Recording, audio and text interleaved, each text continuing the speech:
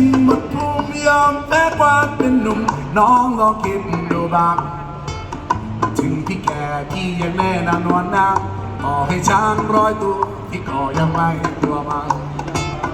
พี่ยังไม่แก่หรอกน้องรับรองว่ายังหนุ่มอีกนานถึงฟันจะหักถึงหนังจะเหี่ยวมันก็ไม่เกี่ยวเพราะว่าเป็นเรื่องของมันอย่าเพิ่ง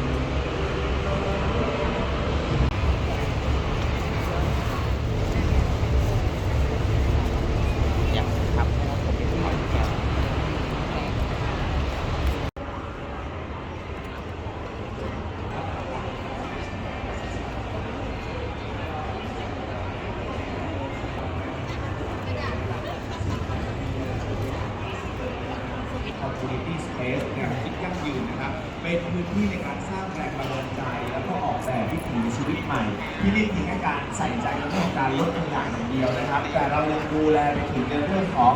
มานั่งด้านบนสเต็ปตรงนี้ก็ได้หรือจะมานั่งโต๊ะที่เราเตรียมไว้ให้ด้านนี้ก็ได้เช่นเดียวกันแต่หลายๆคนที่ทราบหรือเปล่านะครับว่าสำหรับเก้าอี้ที่นั่งอยู่ตรงนี้หรือแม้แต่สเต็ปที่นั่งตรงนี้ครับนี่คือนำมาจากขยะเหลือใช้นะครับแล้วก็โต๊ะที่เป็น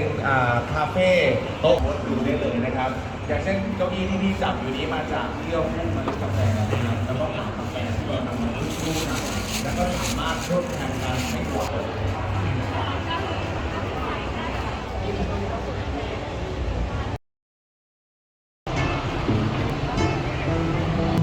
แท้จะกินน้ำ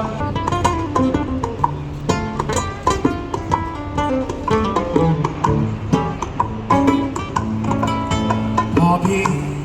ร้องเพลงว่าแก่หน่อยนะฮะคนอย่างพี่หรือจะสิ้นหมดภูมิยอมแพ้ความเป็นหนุ่มน้องลองคิดดูบ้างถึงพี่แก่พี่ยังแน่นอนวันนะ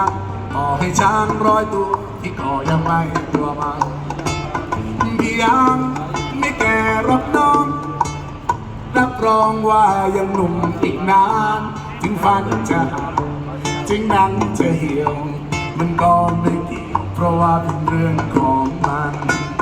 อย่าเพิ่งนึกว่าพี่แก่เลี้ยวแลพี่บางเถิดจำมะพร้าวแอวที่เอามาขูดอีกมะนาวมากรูดน้องเห็นบางไหมนะมะพร้าวห้าวยิ่งแก่ยิ่งมันพี่ขอบอกจำพี่ยังไม่แก่หรอกน้องพี่ยังไม่แก่หรอกน้อง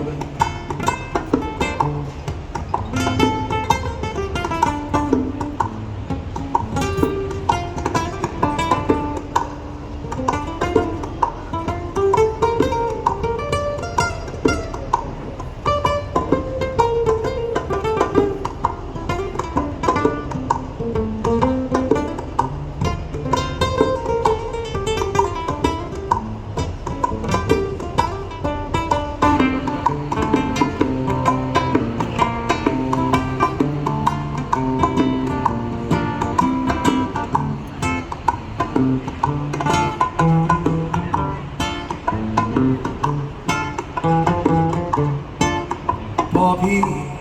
ร้องเพลงว่าแก่หน่อยแน่น้องต้องเป็นเกียรติช่างคนอย่างพี่หรือจะสิ้นหมดภูมิยอมแพ้ความเป็นหนุ่มน้องลองคิดดูบ้างถึงพี่แก่พี่ยังแน่นอนนะต่อให้ช้าง100 ตัวพี่ก็ยังไม่กลัวมันพี่ยังไม่แก่หรอกน้องรับรองว่ายังหนุ่มอีกนานถึงฟันจะหักถึงนั้นจะเหี่ยวมันก็ไม่เกี่ยวเพราะว่าเป็นเรื่องของมันพี่ยังไม่แก่หรอกน้องรับร รองว่ายังหนุ่มอีกนานจึงฝันจะหักจึงนั้นจะเหี่ยว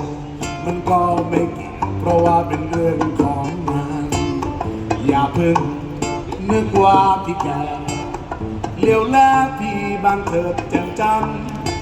มะพร้าวเอาที่ก็เอามาขูดอีกมะนาวมากรูดน้องเห็นบ้างไหมนั้น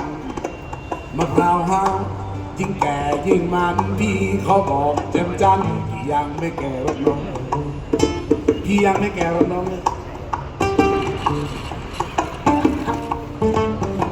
สำหรับคนที่ไม่ยอมแก่ทั้งหลายนะครับอย่าเพิ่งนึกว่าพี่แก่เลี้ยวแลพี่บางเถิดแจ่มจันมะพร้าวห้าวที่ก็เอามาขูดอีกมะนาวมากรูดน้องเห็นบางไหมนั้นมะพร้าวห้าวยิ่งแก่ยิ่งมันพี่เขาบอกแจ่มจันพี่ยังไม่แก่หรอกน้องเธอพี่ยังไม่แก่หรอก